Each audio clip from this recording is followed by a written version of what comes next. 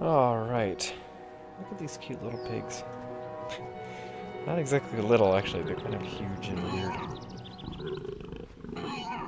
It's one thing about, like, old computer graphics. I think they actually lend themselves well to the magical realm. That's probably the exit that we come back out of. Because you can make a lot of weird-looking creatures with just a couple of polygons. And they've done a good job on the characters, too, I think. I think it's all pretty good. Honestly, I think the enemies are where everything looks the worst.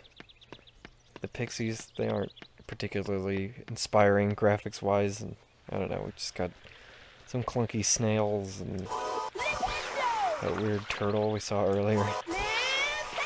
I hope that's the only time we see that turtle. This is a nice little vista.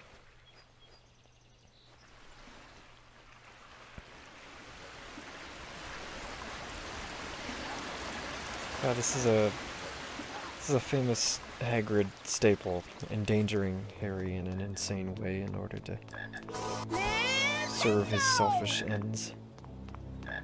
Alright, what do we got going on here? This is actually super interesting.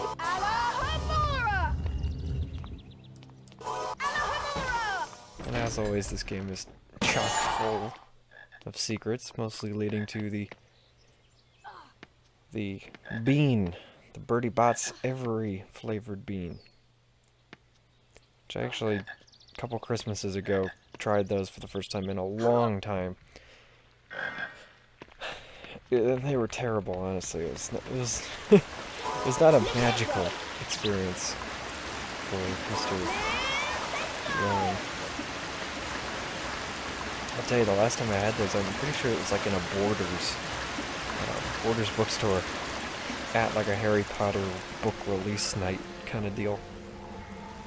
I feel like I might have missed something there with the waterfall. But yes, I do remember this as a kid. I remember as a kid, I think in this game there's a scene where you go to like a potions class.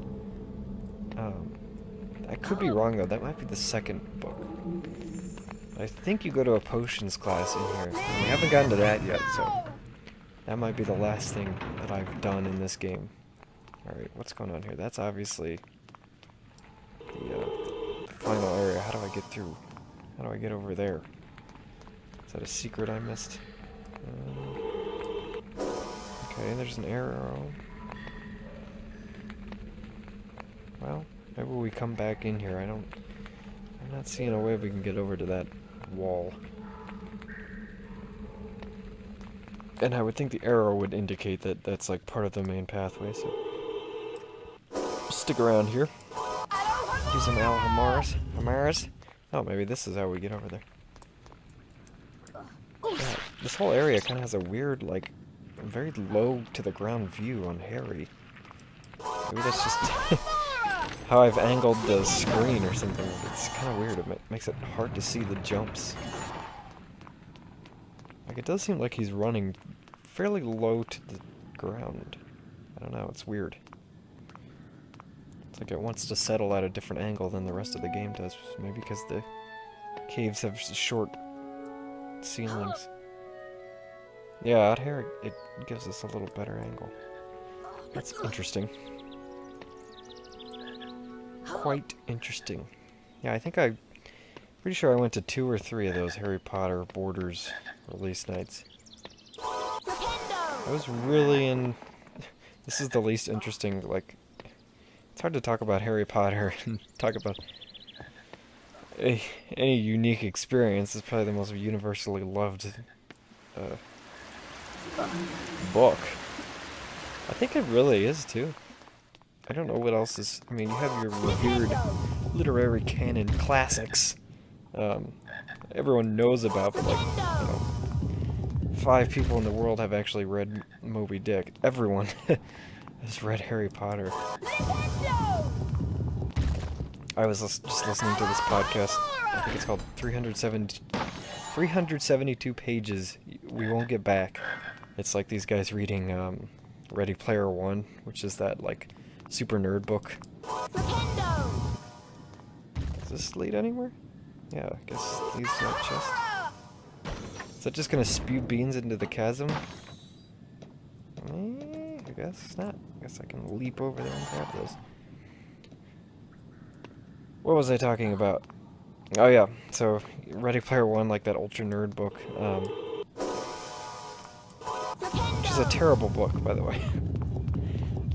But, you know, like what you like. But anyway, they talked about how, I think it was, I can't remember which magazine it was. It was like Variety or something called... That must be a fire seed plant.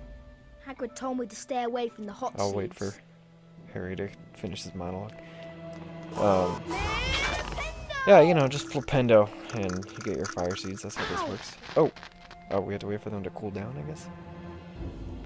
Is that how this works? Yes, it is. That's actually a really interesting mechanic. Anyway, yes, this is the longest anecdote to get to somewhere that's not that interesting. So this Variety article called Ready Player One the adult's Harry Potter. Which is insane, because Harry Potter, as they pointed out rightfully in the podcast,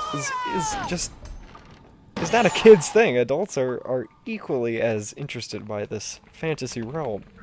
When I was a kid, this always intrigued me, the fact that you had to... Well, I was gonna say the fact that you had to jump down there. I don't think that's what you actually need to do. Oh shit, okay, I'm back here now.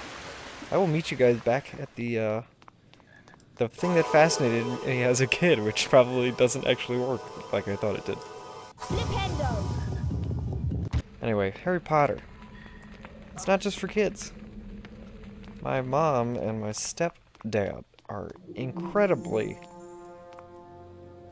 enchanted by the Harry Potter realm. They watch the movies constantly. That's how I ended up rewatching the films this most recent time. I was at their house, and they have every Harry Potter movie recorded. They even have the weird Fantastic Beasts movie with the guy that can't talk in an understandable fashion, Eddie Redmayne. So yeah, watched all of those. And they love this stuff. They listen to the audiobooks and everything. And this was definitely not their generation thing. They were not into it when I was a kid. It took the greater fad to push them in to the fanhood. Which is always an interesting phenomenon. And kind of happened with Ready Player One, too. Oh, okay, this is weird. Like, obviously the path continues there, but there's fire seeds here. Does that mean you can ignore some of the fire seeds? Does Hagrid compliment you for picking up more, I guess? Yeah, Ready Player One, it's like, in that podcast, they talk about how, like, you know, sometimes when you dislike something, someone will tell you, well, it's just because it's not you know, you aren't the target demographic. Like Ready Player One, if you don't know, it's a book about a million 80s references in the most ham-fisted method possible to convey them to you. And, you know, you might read that and not like it, and someone's like, well, you weren't the target audience for that. That was for people who grew up in the 80s and know the references. I'm curious as to what that snapping noise is. That's why I'm kind of poking around a little more. God, where was I going with that? The 80s references. You know, I literally can't tell you now. I've completely lost my train of thought in between what I was talking there. Let's see if I can regain this by staring into the flames of this beautiful fire seeds. I mean, I think I was just saying, like, no, people that do grow up in the 80s can still not like, oh yes, okay, so people that did grow up in the 80s can still not like the book, and people that didn't can like the book, and I think that's an interesting part of the universality of popular books like Ready Player One. They've sold so many copies now that, Harry's gonna talk about this, isn't he? No. Just gonna get his ass blast right to the face, I guess. But, yeah, no, it's like... What's over here? What the fuck? Why would they put that there? That's for the turtle? Okay. See you guys in a second.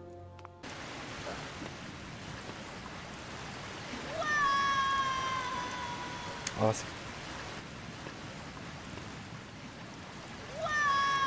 Oh, that was completely cheap. Okay. Jesus Christ. Anyway. The universality of Ready Player One, the greatest topic ever for a Harry Potter Let's Play. They talked on that podcast about how, like, one of the guy's moms... Does that not open this door? Did I not get him all the way in? Pretty sure I did. Okay. Maybe the game just doesn't want to open that for me. I would be very surprised if that wasn't the key to opening that door. But one of the guys was talking about how, like, his mom almost read the book because it was just, like, recommended to her by some friend.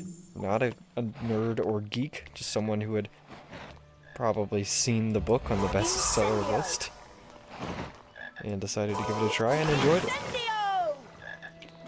Which I think is kind of actually cool because it runs counter to the whole geek thing.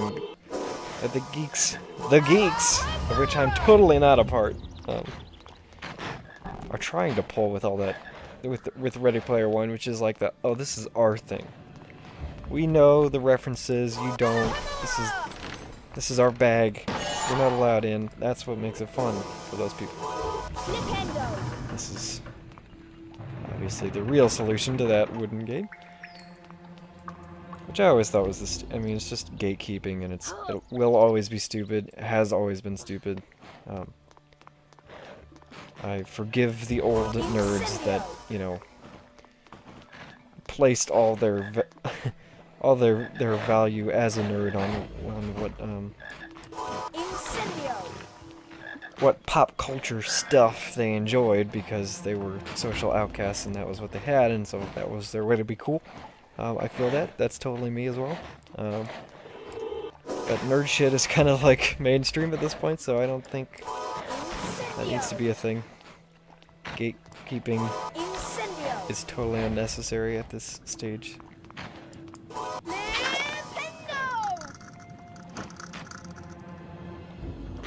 I was reading on Ready Player One, which I have not read, actually.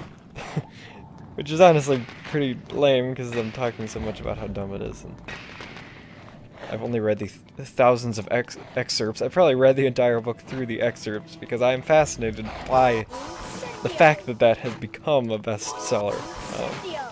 Probably an unhealthy obsession on my part. But I read a couple of the Goodreads reviews, and my favorite one is like this guy just comes up, his first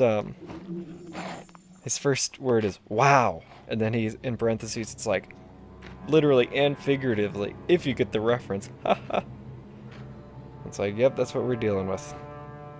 Ah, right. Stalag tights. This is some hard shit right here, from what I remember. Just like Harry, it's kind of a weird jumper, and his momentum is like also very immediate. And he doesn't always grab onto things in the way you would like him to. Okay, so that's for later. It's like when you play a 2D platforming game, and like as soon as you hit the button, the dude is up at full speed, and so every time you get onto a small platform, you're kind of inching back and forth trying to get into the center because there's no, you know, medium speed at which you could better align yourself. It's a little bit how Harry is. And it's kind of misleading because he doesn't seem like he is like that sometimes. But he definitely is twitchy. Short and twitchy, that's how I've always viewed Harry Potter, and I'm glad this game gets that right. See, he just gets ready to run right off the edge so quickly. I'd be very surprised if I make it through this segment without dying. mean, I got through the beginning of this game so easily, and I was like, man, as a kid this was hard, but maybe it's just like I had not...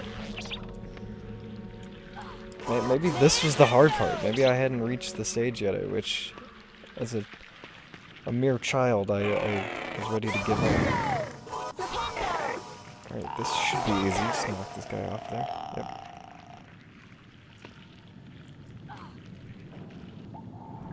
Alright, what's going on over there? That's nothing, isn't it? I don't think that's gonna lead anywhere. Yeah, this is racking my nerves. Okay, what's going on here? I guess I just need to go this way. It's nice to place those signs because then you kind of know that, like, you know which way is the secret way, and you don't have to, like, head down the main path a little bit, decide, oh, this is the main path, and then you go back and get the secret. Makes the whole thing a little linear, but it's a kid's game, so. Alright, you're telling me there's nothing else in here?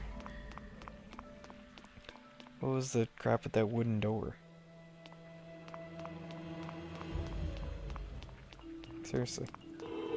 I know that you get in there somewhere. I have no idea where.